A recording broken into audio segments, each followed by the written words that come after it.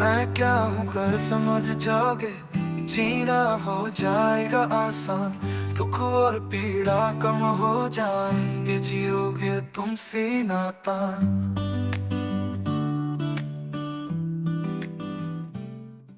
तो बाबा जी के प्रति कृतज्ञता अर्पित करते हुए हम आज के इस पठन का कार्यक्रम शुरू करते हैं। विकल्प और अध्ययन बिंदु पुस्तक का पेज नंबर 16। इसको हमने कल किया था। तो इस पेज पर बाबा जी ने अस्तित्व दर्शन की बात की, अर्थात अस्तित्व क्या है। तो अगर मूल में देखें तो अस्तित्व का अर्थ है होना। अस्तित्व दर्शन माने उसको देखना, अस्तित्व को देखना। अस्तित्व में अगर हम देखते हैं तो इस व्यापक में हर एक इकाई संपृक्त है। संपृक्त होने का ही अर्थ है डूबा, भीगा और घिरा हुआ होना। इस डूबे, भीगे और घिरे हुए होने पर हमने परसों विस्तार से चर्चा की है। भीगा होने का अर्थ है ऊर्जा संपन्नता, बल संपन्नता और चुंबकीय बल संपन्नता। भीगा हुआ है मतलब उस इकाई के हर एक अंश में व्यापक समाया हुआ। दूसरा है डूबा हुआ। डूबा हुआ मतलब उसके चारों तरफ व्यापक है, दसों दिशाओं में व्यापक है, वो व्यापक में डूबा हुआ है।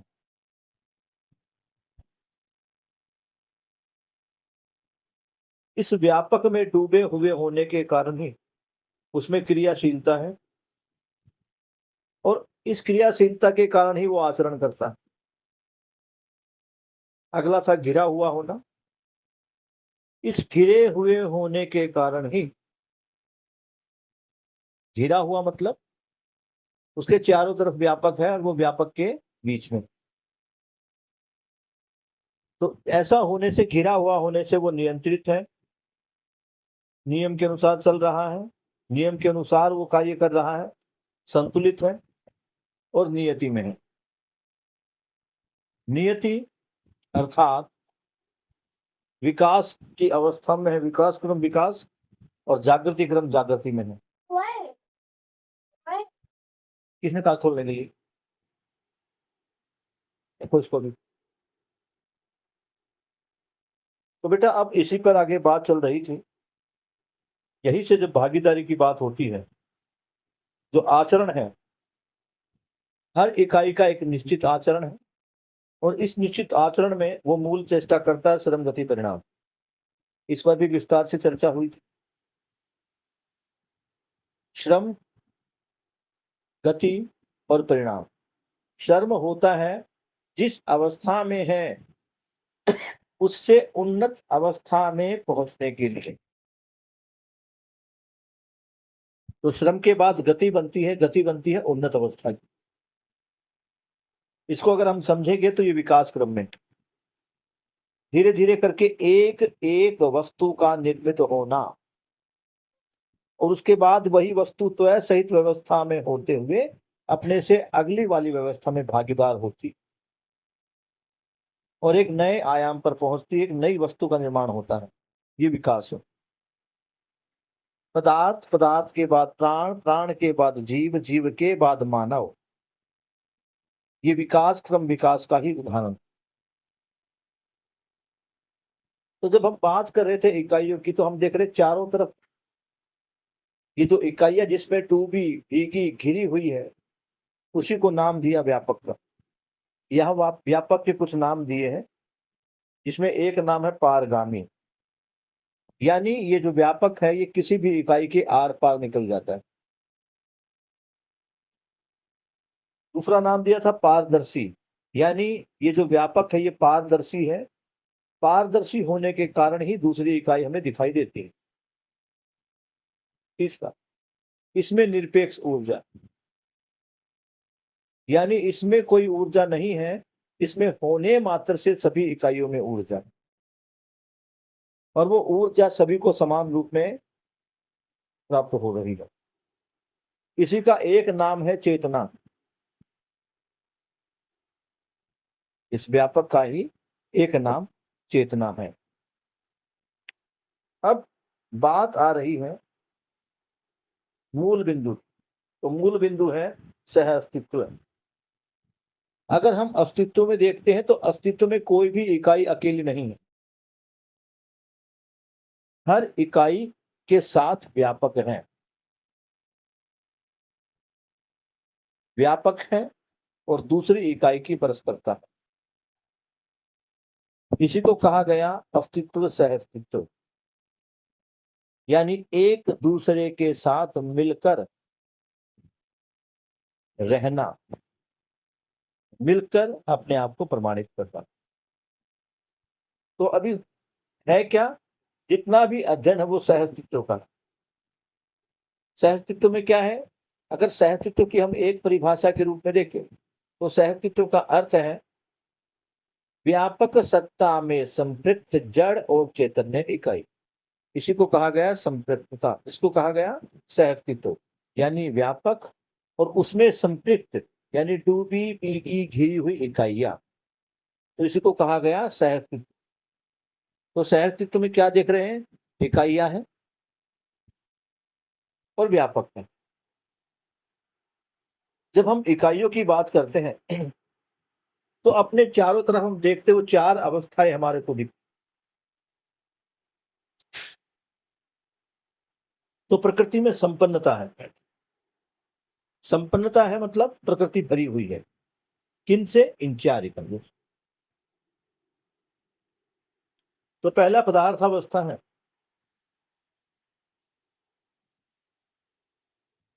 इस पदार्थावस्था में ऊर्जा संपन्नता, यानी ये व्यापक में होने मात्र से ऊर्जावान। पदार्थ का छोटे से छोटा हिस्सा अर्थात परमाणु, उस परमाणु में भी मध्यस्थ के तरफ चारों तरफ अंशों में कुछ अंश गतिमान है, वो उसकी परिक्रमा पर है। तो उन्हें ऊर्जा जहां से मिल रही है वो है व्यापक। व्यापक में डूबे भीगे घिरे होने मात्र से ही उनको व्यापक से निरपेक्ष ऊर्जा मिल रही। अगला है प्राणावस्था। यह पदार्थावस्था में एक चीज और है, ऊर्जा संपन्नता तो है ही, साथ में क्रियाशीलता है।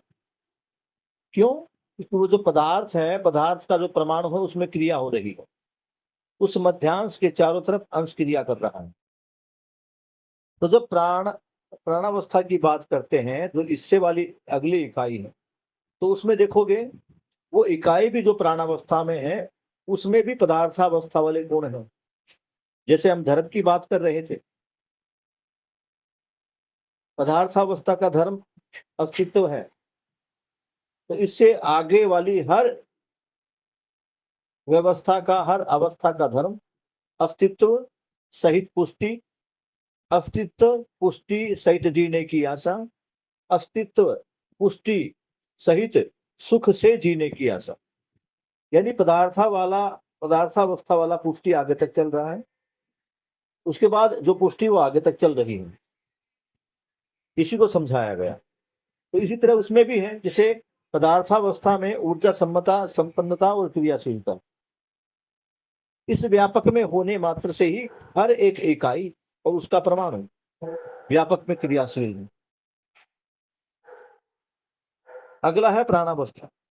प्राणावस्था में ऊर्जा संपन्नता और क्रियाशीलता तो है, साथ में स्पंदनशीलता। अब स्पंदन हो रहा है, स्पंदन क्या है, इस स्पंदन को भी समझ रहे हैं। स्वेदज यानी पसीने से बने होंगे।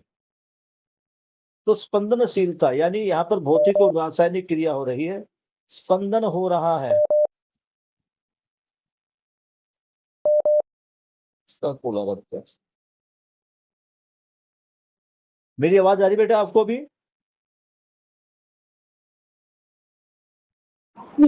यस सर, आ रही है। ठीक। Yes sir. तो ये जो स्पंदनशीलता है, ये एक प्रकार का केमिकल रिएक्शन जो उसमें हो रहा है। जीवावस्था में क्या है? ऊर्जा संपन्नता है, क्रिया संपन्नता है, स्पंदनशीलता है और आशा संपन्नता है, यानी उसमें आशा भी आ गई। यहां समझना पड़ेगा जो पहली दो अवस्थाएं थी, यानी पदार्थावस्था और प्राणावस्था, ये जड़ इकाइयां है। जड़ तक जो था उसमें ऊर्जा संपन्नता, क्रिया संपन्नता और स्पंदनशीलता थी, और जैसे ही वो चैतन्य बनी, यानी उसमें जीवन आया, तो वहां क्या बन गई? आशा संपन्नता। किसकी आशा? जीने की आशा। तो अपने चारों तरफ हम जितनी भी जीवावस्था देखते हैं, वो सब जीने की आशा सहित ही है। अगला ज्ञानावस्था आ गया। इस ज्ञानावस्था में ऊर्जा संपन्नता है, यानी उसमें ऊर्जा से संपन्न है, क्रियाशील भी है, स्पंदनशीलता भी है और आशा संपन्नता भी है। साथ में आ गई ज्ञान की संपन्नता, जो अभी तक नहीं हुई। ज्ञानावस्था का ही मतलब है ज्ञान से संपन्न होना। जीवावस्था का अर्थ है जीने की आशा से संपन्न होना। प्राणावस्था का अर्थ है क्रियाशीलता और ऊर्जा संपन्नता होना। ये क्लियर है बेटा? समझ में आ रहा है? इसमें आगे बढ़े। Yes sir. कोई सवाल? एक व्यापक में हाँ, प्रकृति, प्रकृति में चार अवस्था है। कोई बात नहीं, मेरे पास कोई कॉल आ रहा है, मैं आ अवस्था गया है। बार बार कॉल कर रहा है, कोई बात नहीं, बीच में जाएगा। तो बेटे अब ये देखते हैं, अब ये जो इनकी संपन्नता है, संपन्नता मतलब ये उस चीज से भरे हुए है, परिपूर्ण है। अगर हम स्पंदनशीलता का अर्थ देखते हैं, मैं एक बार इसको डिक्शनरी इसकी खोल लेता हूं, उसमें संपंदनशीलता का देख रहा हूं क्या अर्थ आ रहा है। क्योंकि यहां स्पंदनशीलता का अर्थ है, जो नॉर्मल भाषा में लेते हैं उसके अर्थ से कुछ अलग अर्थ है। वो अलग अर्थ क्या कह रहा है उसको एक बार जांच लेते हैं, डिक्शनरी में क्या दिया हुआ है।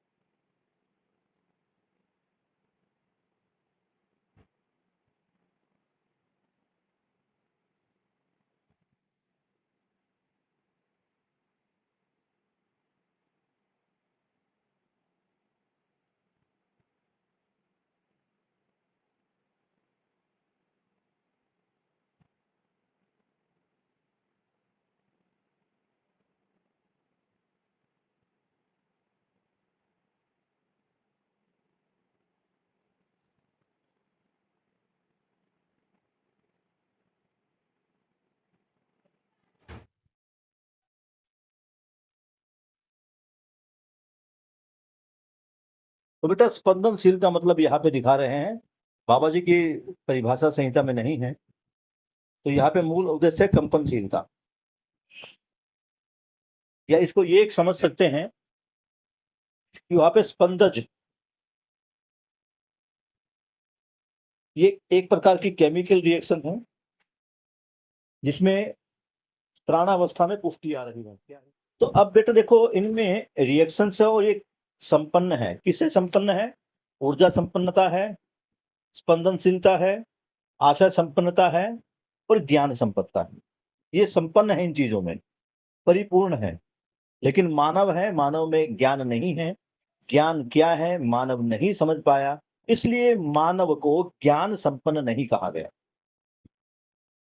संपन्नता की उम्मीद जरूर कि मानव ज्ञान संपन्न होगा, लेकिन अभी मानव जीव चेतना में जीते हुए आशा संपन्नता से बंधा हुआ।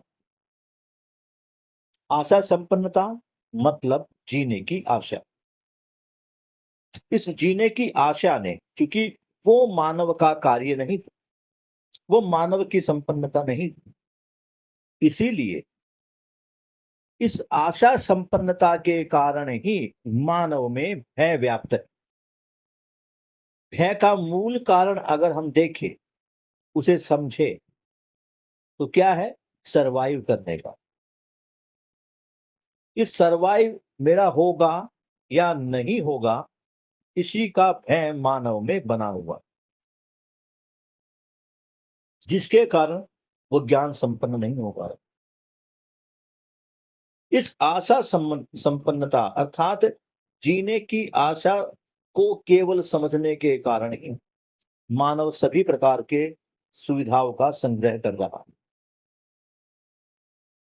उसकी कैपेबिलिटी क्या है, उसको कितनी आवश्यकता है, उसको पता ही नहीं।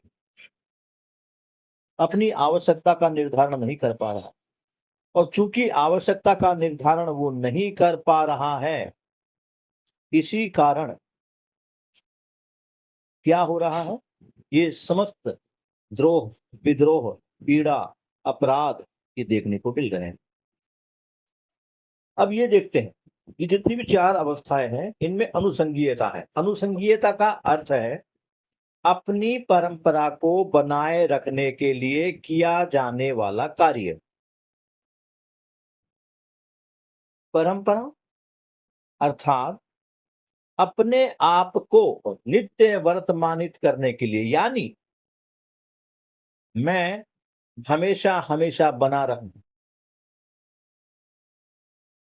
मैं पैदा हुआ, बना, बने रहा, उसके बाद एक समय बाद मैं विरचित हो गया। मैं वापस पदार्थावस्था से, मेरा जो शरीर था वो पदार्थावस्था में लीन हो गया, तो चैतन्य इकाई थी वो अलग हो गई। तो ये जो अपने आप को बनाए रखने के लिए, मैंने पहले भी एग्जाम्पल दिया है कि नीम का पेड़ आज भी है और वो सैकड़ों साल पहले भी था, लेकिन ये वो वाला नीम का पेड़ तो नहीं हो सकता। हाँ, उस नीम के पेड़ की जो बीज था, जिसको हम निम्बोरी बोलते हैं, उस निम्बोरी से ही ये अनेक प्रकार के अलग अलग हिस्सों में नीम आज भी देखने को मिलता। तो आज भी देखने को मिलना, इसी को कहा गया अनुसंगीयता। आज भी है और वो आगे भी देखने को मिले, तो इसके लिए क्या करते हैं? जो पदार्थावस्था है वो परिणाम अनुसंगी है। परिणाम अनुसंगी कैसे? उसमें श्रम, श्रम के लिए गति, और गति के बाद एक नए पदार्थ, या कहे कि एक नए जो यौगिक का जन्म होता। उसके बाद वही यौगिक फिर से क्रिया करते हुए श्रम, गति, परिणाम पर पहुंचता, फिर से नए की बनती है। तो परिणाम रूप में हर बार हमें एक नया पदार्थ या एक नया यौगिक या मिश्रण देखने को मिलता। तो इसलिए जो पदार्थावस्था है उसकी अनुसंगीयता है परिणाम अनुसंगी, यानी परिणाम विधि से वो अपने आप को मेंटेन किए हुए हैं। हाइड्रोजन था। अब उस हाइड्रोजन ने ऑक्सीजन के साथ क्रिया की, तो हाइड्रोजन और ऑक्सीजन की आपस में जब फिजिकल या केमिकल रिएक्शन हुआ तो H2O बना। अर्थात पानी में हाइड्रोजन और ऑक्सीजन दोनों विद्यमान हैं। वो अकेले अकेले इंडिविजुअली भी हैं, लेकिन कंबाइनली भी है, तो वे बने हुए हैं। अब ये जो पेड़ पौधे हैं, प्राणावस्था, ये अपने आप को कैसे बनाए रखती है? अभी एग्जाम्पल दिया था, तो ये बीज विधि से अपनी परंपरा को बनाए रखती है। नीम में जो कड़वापन है या जो औषधीय गुण है, वो आज भी है। कैसे हैं? बीज विधि से। आम में जो मिठास है वो पहले भी थी और आज भी है। किस विधि से? बीज विधि से। तो बीज विधि से आज तक इन पेड़ पौधों ने अपने आप को मेंटेन किया हुआ है। अब बात आती है जीवावस्था की। आज भी गाय है और सैकड़ों साल पहले भी गाय थी। अगर हम अध्यात्मवाद की माने तो सतयुग में भी गाय थी, करोड़ों साल पहले गाय थी। तो गाय ने अपनी परंपरा को कैसे बनाए रखा? अपने जैसे बछड़े बछिया पैदा करके, यानी अपने जैसी संतानें पैदा करके। वो आज भी गाय अपनी परंपरा को बनाए हुए है। लेकिन ये परंपरा किस रूप में बन रही है? ये शरीर। हमें गाय का शरीर दिखाई दे रहा है, गाय हमारे सामने है, और गाय की जो मूल गुण है वो आज भी है। गाय का गोबर, गाय का ये, गाय का वो, ये सब अलग अलग किसी किसी कार्य में उपयोग होती है, वो आज भी बना हुआ। अब मानव की बात। तो मानव का जो परंपरा बनना था वो बनना था, क्योंकि मानव ज्ञान की इकाई है,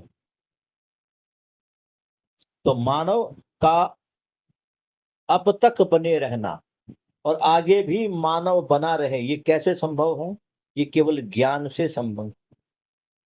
और ये ज्ञान एक पीढ़ी से दूसरी पीढ़ी में जाएगा, तभी ज्ञान की परंपरा बनेगी। अन्यथा अभी तक जो परंपरा बन रही है, उस परंपरा को अगर हम देखते हैं तो ये परंपरा केवल झूठ की परंपरा, भ्रम की परंपरा है, ये लाभ की परंपरा है, ये कामुकता की परंपरा है। इसको देखना होगा, इसको समझना होगा। प्रकृति में चार समझ पा रहे बेटा? तो मानव में ज्ञान की परंपरा होनी थी, और ज्ञान की परंपरा अगली पीढ़ियों तक ट्रांसफर हो, तो इसका नाम दिया गया संस्कार अनुसंगीयता। तो मानव अर्थात ज्ञानावस्था की इकाई अपने मानवत्व की परंपरा कैसे बनाए? तो उसका जो आंसर है वो है संस्कार अनुसंगीयता। यानी व्यक्ति ज्ञानवान होकर ज्ञान, विवेक, विज्ञान, इन सब के साथ दसों क्रियाओं को पूरा करते हुए अनुभव को प्राप्त करता है। अनुभव के बाद प्रमाणित होता है, और प्रमाणित होने के लिए क्या करता है? कार्य और व्यवहार। और इसी कार्य और व्यवहार से प्रभावित होकर अन्य लोग भी ज्ञान और विज्ञान और विवेक को समझने का प्रयास करते हैं। तो यहां से एक परंपरा बनी, इसी परंपरा को कहा गया संस्कार अनुसंगीयता। लेकिन अभी भ्रमित अवस्था में क्या कर रहा है मानव? वो मानव स्वयं को जीव शरीर ही मान रहा है, और सारा सुख वो शरीर से ही पाना चाह रहा है। तो इसलिए फिलहाल भ्रमवश मानव जानवरों की भांति वंश अनुसंगीयता से आगे बढ़ रहा है, यानी अपने जैसी संतानें ही पैदा कर रहा है।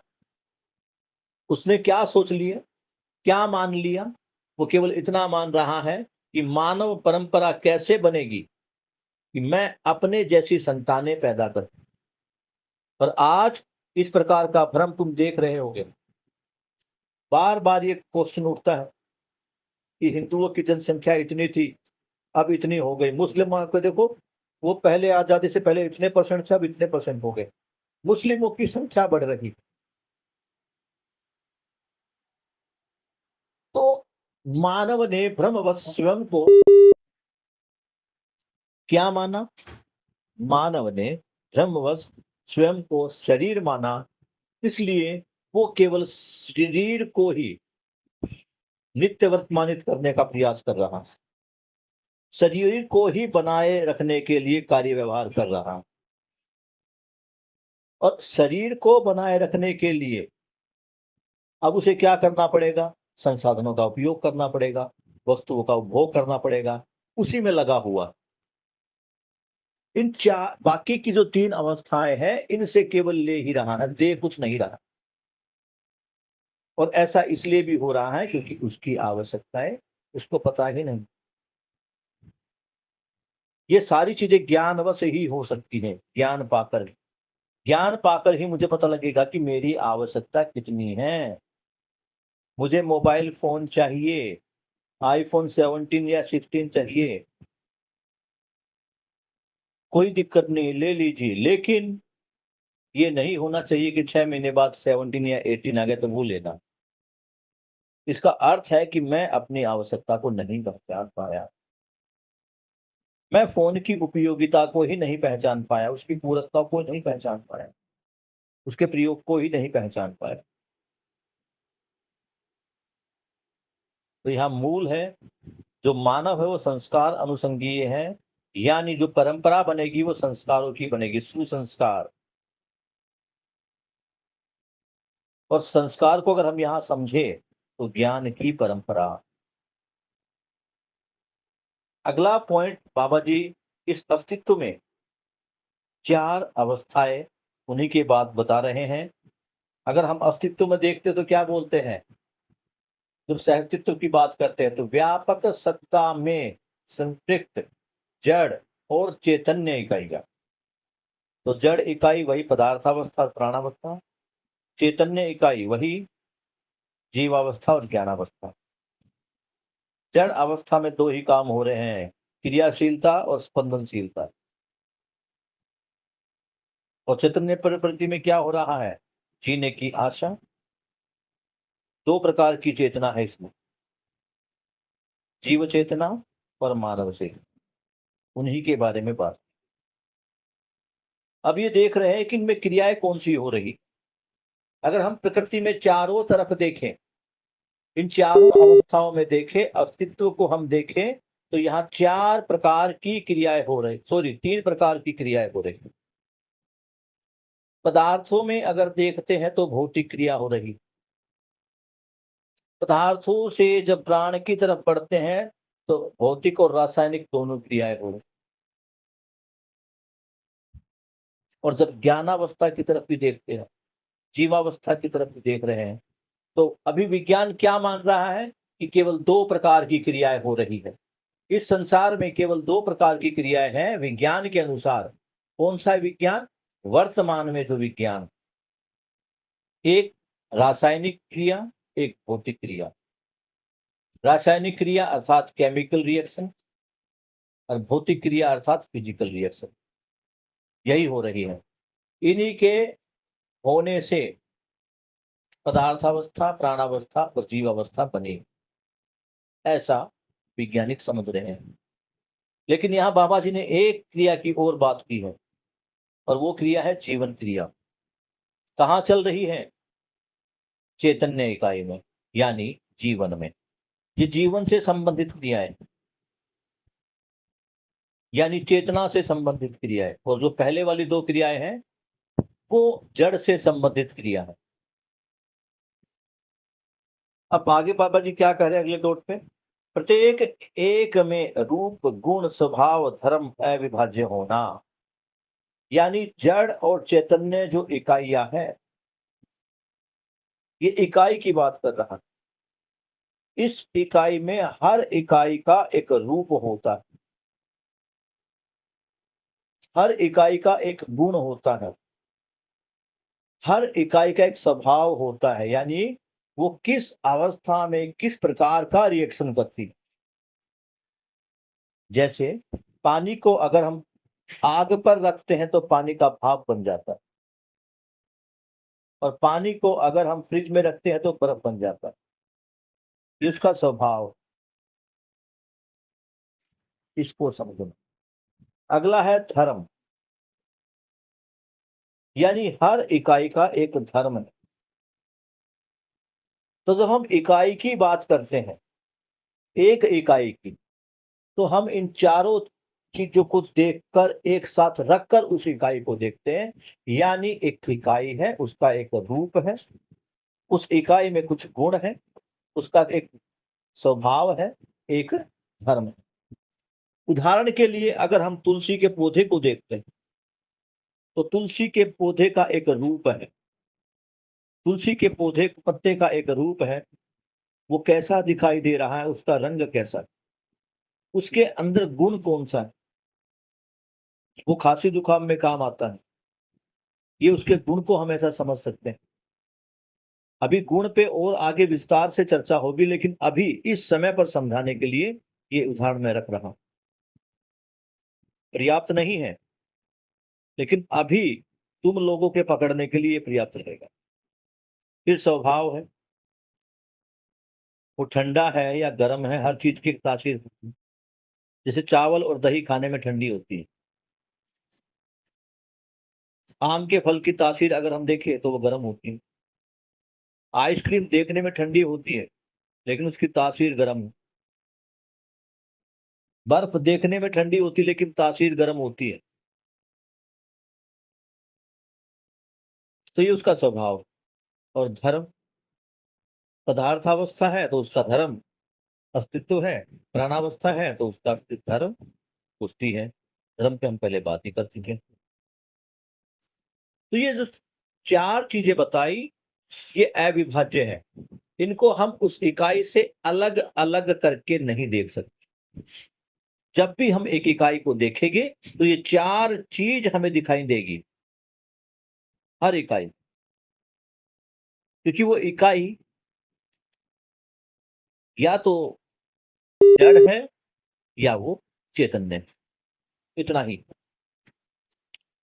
आगे हम बात करते हैं स्थिति और गति, अविभाजित होना। ये स्थिति और गति को थोड़ा समझना पड़ेगा।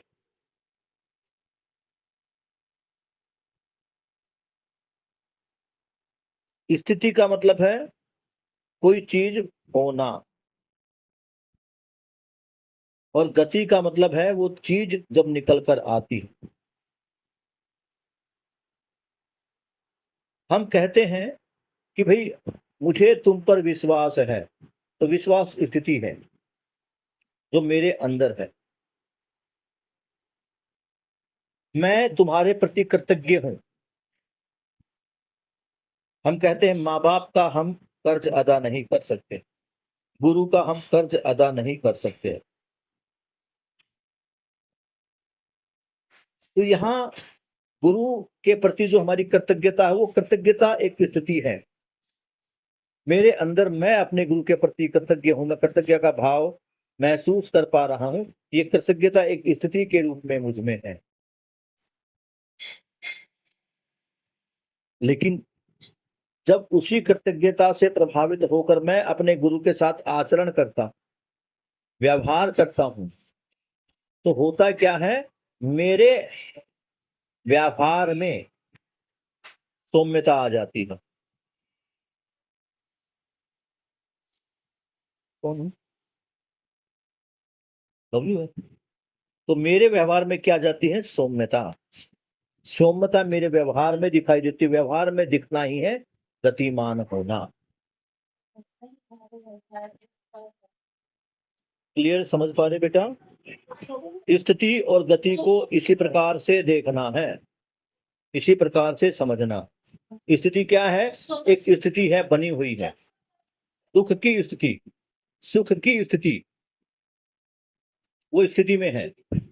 लेकिन वो जब व्यवहार में आती, तो दुख होता है तो क्या होता है, रोना आता है। सुखी होता है तो मन नाचता है। तन नाचता। तो ये सुख होने पर जो नाचना है वो गति है, यानी वो खुशी किस रूप में दिखाई दे रही, कैसे दिखाई दे रही है, वो गति है। और मैं कहता हूं मैं दुखी हूं, वो दुखी मेरी स्थिति है, लेकिन उस स्थिति में मैं दिखाई कैसा दे रहा हूं। समझ पा रहे बेटा इसको, स्थिति और गति को? Sneha yes sir. समझ पा रही हो? Yes sir. अब तुम्हें लगता है कि तुम लक्ष्मी को बड़ा प्यार करती हो, तो ये जो प्यार है, जो प्रेम है, ये स्थिति रूप में है। वो दिखाई कैसे देगा व्यवहार में? जब वो कुछ गलत करती तुम उसको समझा रही हो, जब वो बात नहीं मान रही तुम उसको डांट रही हो, तो ये स्थिति में आ गया। तुम कहती हो मैं अपने टीचर का, फला फला टीचर का, या मैं कहूं कि स्नेहा कहती मैं पूनम दीदी का बड़ा सम्मान करती हूँ। तो सम्मान एक स्थिति है तुम्हारे अंदर, और ये गति क्या है? जब भी पूनम आती तुम स्माइल देकर उसको नमस्कार बोलती हो। ठीक है, तो कृतज्ञता का भाव तुम्हारे सामने सौम्यता के रूप में नजर आ रहा है। वो तुम्हें डांट रही है, तुम्हारी गलती तुम्हें बता रही है, लेकिन तुम सौम्यता के साथ उनके साथ व्यवहार कर रही, तुम्हें गुस्सा नहीं आ रहा। ये कृतज्ञता का भाव है। ये नहीं करता कि मैं मम्मी पापा का बहुत रिस्पेक्ट करता हूं, मैं मम्मी पापा की बहुत बात मानती हूँ, और मम्मी पापा ने एक बात कह दी तो उनके साथ झगड़ना शुरू कर दिया, तो इसका मतलब तुम उनके प्रति कृतज्ञ नहीं हो। अभी तुमने कृतज्ञता को समझा ही नहीं है। तुम माँ बाप का सम्मान नहीं कर रहे हैं। ये है, आगे इसमें आएंगे, अभी ये सभी मूल्य आएंगे साथ में, इस पर हम बात करेंगे। जैसे कृतज्ञता होगी तो सौम्यता होगी, गौरव होगा तो सरलता होगी। अगर मैं किसी पर विश्वास करूंगा तो क्या हो जाएगा? मैं उसके प्रति सौजन्य हो जाऊंगा, सहकारी हो जाऊंगा। यानी अगर मुझे किसी का सम्मान मैं कर रहा हूं, अगर मुझे किसी के प्रति विश्वास है, मैं किसी पर विश्वास करने लगा, तो मैं क्या हो जाऊंगा भैया उसके प्रति? मैं उसके हर कार्य में सहयोग करने लगूंगा, ताकि ये आदमी मेरा गलत नहीं कर सकता। अगला सम्मान है, स्नेह है। अगर मैं स्नेह के भाव को महसूस कर पा रहा हूं, तो स्नेह अब क्या है? एक स्थिति है। जिन 6 मूल्यों की, जिन 9 मूल्यों की हमने बात की थी, वो सारे मूल्य स्थिति में है, इसलिए उनको क्या कहा है? वो स्थापित है। और गति में क्या आएगी? शिष्टता। तो शिष्ट मूल्य उनसे बनते हैं। स्नेह से क्या हो गया? जिसके प्रति जिससे मैं स्नेह कर रहा हूं, उसके प्रति मेरी पूर्ण निष्ठा है कि मैं इसके साथ बुरा नहीं करूंगा, ये मेरे साथ बुरा नहीं करेगा, ये निष्ठा। तो स्थिति और गति ये बार बार आएगा, इसलिए इसको थोड़ा समझना है, इसको थोड़ा विस्तार से बात करना जरूरी था। फिर बात हो रही है पदार्थावस्था में श्रम, गति व परिणाम। अभी तक हमने क्या देखा? अभी तक हमने संपृक्तता को समझा, 4 अवस्थाओं को समझा। वो अवस्थाएं जड़ है या चैतन्य, उनको समझा। कि जो अलग अलग अवस्थाएं हैं, इनमें संपन्नता किस चीज? ऊर्जा की, स्पंदनशीलता की, आशा की, या ज्ञान की। इन सारी संपन्नताओं के बारे में हमने देखा। फिर क्रियाओं के बारे में देखा कि 3 क्रियाएं, भौतिक, रासायनिक और इनसे बढ़कर जीवन। फिर ये देखा हमने एक इकाई को, मैं किसी इकाई को यानी किसी वस्तु को, चाहे वो पदार्थ है, वो प्राण है, वो जीव है, या ज्ञान अवस्था में है, मैं उसको देख पा रहा। तो जब मैं उसको देखता हूं तो मुझे क्या क्या दिखाई देता है? अगर मैं इनको इन नॉर्मल दृष्टियों से देखता,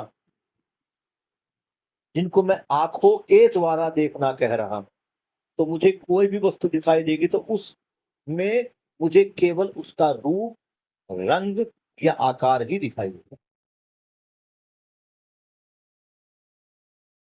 अभी तक मानव की दृष्टि इतनी ही, वो क्या देख पा रहा? उसके बाद वो अगर उन वस्तुओं का यूज भी करता है तो हो सकता है उनके गुण को भी देख पाए, वो उनके स्वभाव को भी देख पाए। लेकिन अगर मानव नहीं देख पा रहा तो क्या उनके धर्म को नहीं देख पा रहा। स्वभाव को देखने के लिए, गुण को देखने के लिए भी दृष्टि चाहिए। ये दृष्टि कौन सी है? ये ज्ञान वाली दृष्टि। हम जैसा समझ रहे हैं। अब एक चीज देखो, दृष्टि तो हमारी सबकी है। दृष्टि अर्थात नजरिया, यानी देखने का नजरिया। और एक आसान से तरीके से हम देखते हैं। मैं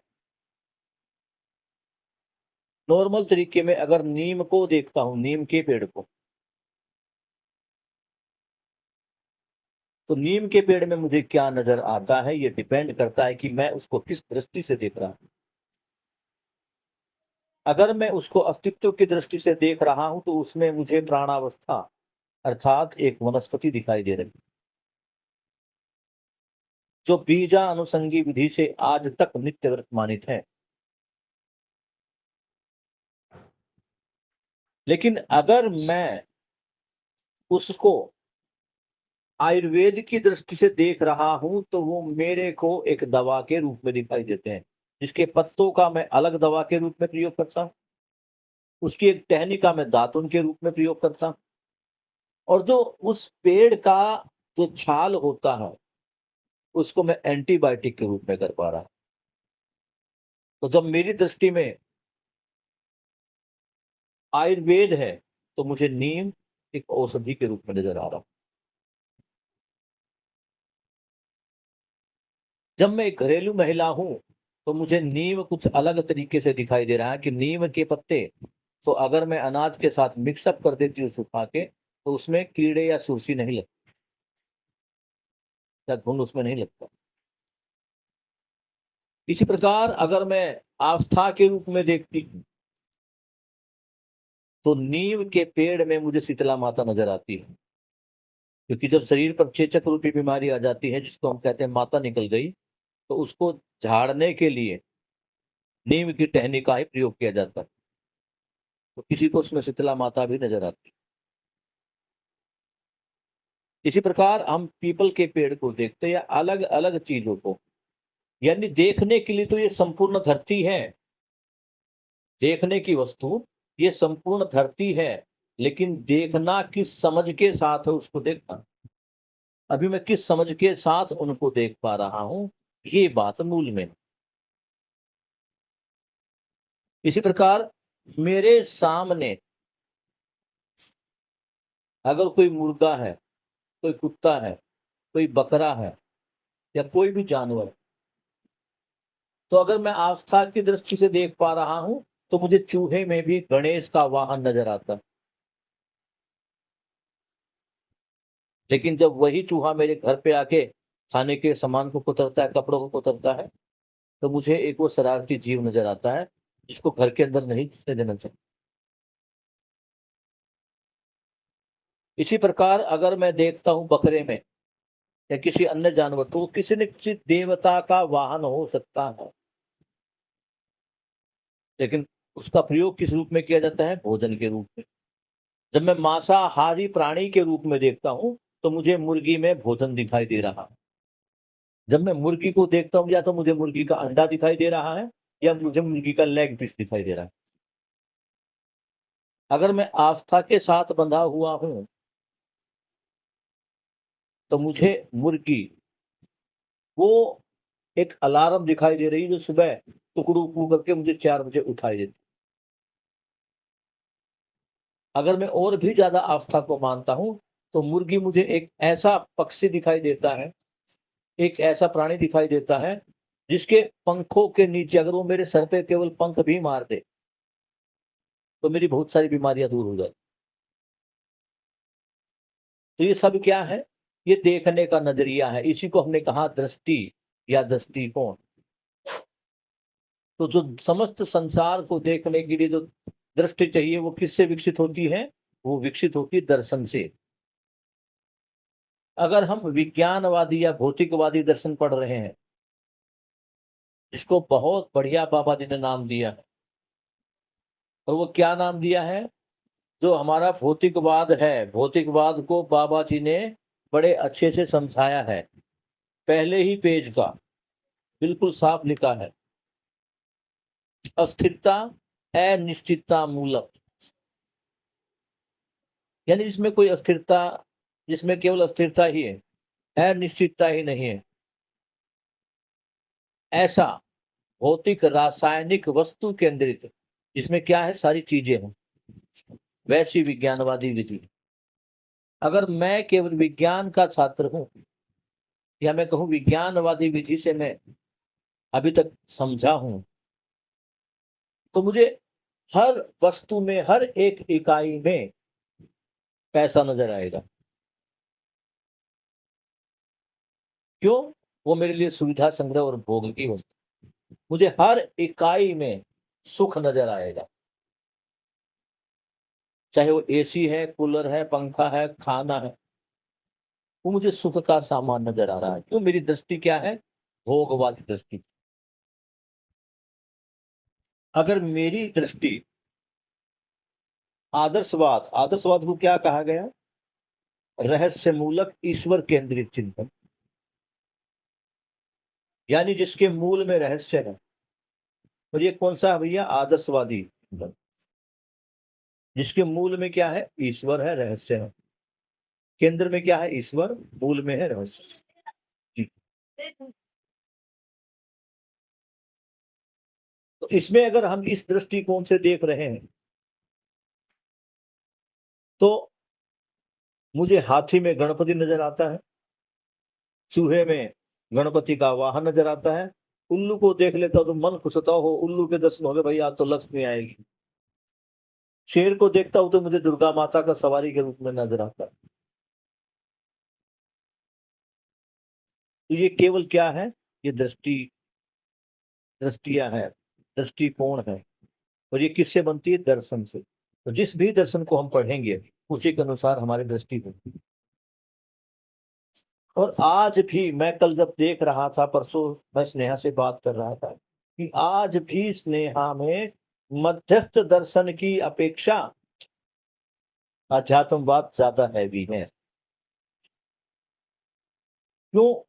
वो पिछले लगभग 15 साल से अध्यात्मवाद में घुसी हुई, और उसका यहाँ पर आना मध्यस्थ दर्शन के रूप में कम हुआ। जबकि ये चीज मुझे शामवी में, माही में और अंजलि में कम दिखाई देती है। हो सकता है इनकी आस्थाएं कम हो, मैं ये तो नहीं कहूंगा कि इनकी समझने की शक्तियां अलग हैं। सामर्थ्य सबका अलग अलग, अवसर सबके लिए अलग अलग होते हैं। अब तुम्हारे पास अवसर है, शाम को हम 1 घंटा बात कर देते हैं। कुछ बच्चे ऐसे जो बात नहीं कर पाते, लेकिन उन बच्चों को भी देखोगे, नशा करने वाला, निहायत ही निकम्मा, चोरी करने वाला, अपराध करने वाला, पढ़ने वाला, अध्यापकों का, उनकी इच्छाओं का, उनकी आज्ञा का पालन करने वाला, समय पर स्कूल जाने वाला, अगर हर बच्चे को देखो तो सबके मूल में एक ही चाहना है, वो है सुख की चाहना। उसी के अनुसार अपना काम करो, जिसने जैसा सुख को समझो। अगर तुम्हें लगता है आज भी कि ईश्वर की पूजा, आराधना, इनसे मुझे सुख मिलेगा, तो लो, कोई नुकसान नहीं। लेकिन कब तक? भगवान की सारी उम्र पूजा करते रहो, उसके सामने नाक रगड़ते रहो, हाथ जोड़ते रहो, गीत भजन कव्वाली गाते रहो, कोई दिक्कत नहीं, करते रहो, कोई फायदा। अगर तुम्हें फायदा मिल रहा है, लेते रहो, लेकिन हमेशा मिलेगा क्या? अगर सुविधाओं का भोग करके तुम्हें सुख मिल रहा है तो लेते रहो, लेकिन देखो क्या लगातार मिल रहा है 24/7? क्या भगवान की आराधना करके, या वस्तुओं का बहुउपयोग करके, बहुउपयोग का मतलब है जरूरत से ज्यादा उपयोग करके मैं खुश रह पाया क्या? क्या आज मैं खुश हूं? अगर जवाब है हाँ तो आप उनसे सुखी होते रहिए, और जवाब अगर है ना कि नहीं, मैं 24/7 सुख में नहीं हूं, तो फिर मध्यस्थ दर्शन आपके लिए है। मध्यस्थ दर्शन हर उस व्यक्ति के लिए है जो समझना चाहता है सुख क्या है। एक बच्चा जिद करता है खिलौने की, क्यों करता है? क्योंकि उसको पता है कि ये खिलौना क्या है, इसका यूज क्या है। उसने हवाई जहाज को उड़ते हुए देखा, या किसी अपने साथी मित्र को, बंधु को, दोस्त को, भाई को उड़ाते हुए देखा, तो अगली बार जब वो मेले में जाता है, दुकान पर जाता है, तो उसकी जिद भी क्या होती है? हवाई जहाज, क्योंकि उसने उसको देखा है, उसका अनुभव किया। जब तुम मध्यस्थ दर्शन में ये देख पाओगे, जांच पाओगे कि इससे होने वाला सुख निरंतर है, क्योंकि इसमें ना कोई बात नहीं, वहाँ वो जरा कैप्सूल वो दे दियो, विटामिन डी का कैप्सूल देता है वो। समझ पा रहे बेटा? बैठ पर क्लियर है यहाँ पर? तो मूल कार्य दृष्टि पर है। यहाँ जो हम शाम को बैठकर अध्ययन कर रहे हैं, इसको अध्ययन तो नहीं कहेंगे, पठन जो कर रहे हैं, ये पठन किस लिए है? ताकि तुम्हारी दृष्टि का परिमार्जन हो। दृष्टि का परिमार्जन का अर्थ है तुम्हारे जो सोचने, समझने, देखने या इस दुनिया को देखने की जो तुम्हारी दृष्टि, जो नजरिया है, उसका विकास है। तुम केवल मान कर ही सुख ना पाओ, सुख पाने को अगर तुम जान कर, समझ कर, जांच कर पाओगे तो उसमें ज्यादा कि मान कर जो मान्यताएं बनती है वो टूटती है। क्लियर है बेटा यहां तक?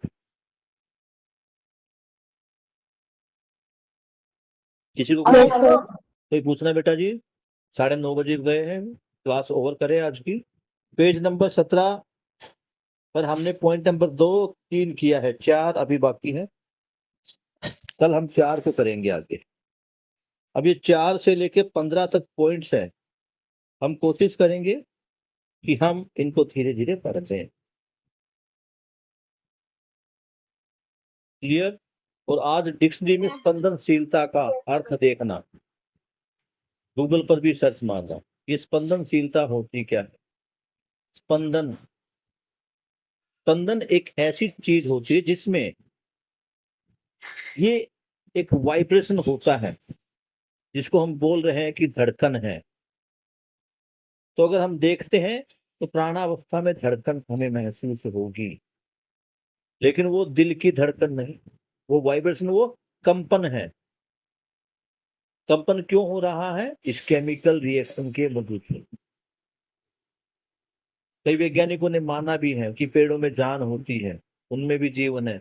नहीं होता भैया, वो केवल स्पंदन है, यानी वाइब्रेशन है। तुम देखोगे ये जो पत्ते होते हैं ना, पत्तों को तो माइक्रोस्कोप में देखते हैं तो पत्तों में से ऐसे हल्के हल्के बुलबुले जैसे उठते हैं, वो मुंह खोल के उनको अंदर लेते हैं। अभी एक देख रहा था वीडियो में यूट्यूब पे या कहीं पर, उसमें दिखाया गया था किस प्रकार पत्ते जब उनके ऊपर पानी पड़ता है वो किस प्रकार से पानी को अंदर ग्रहण करते हैं।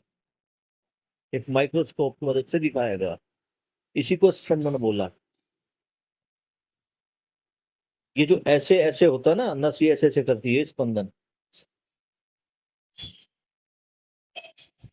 क्लियर है बेटा? चलिए आज के इस संवाद को, पठन को हम यहीं पर समाप्त करते हैं, कल मिलते हैं।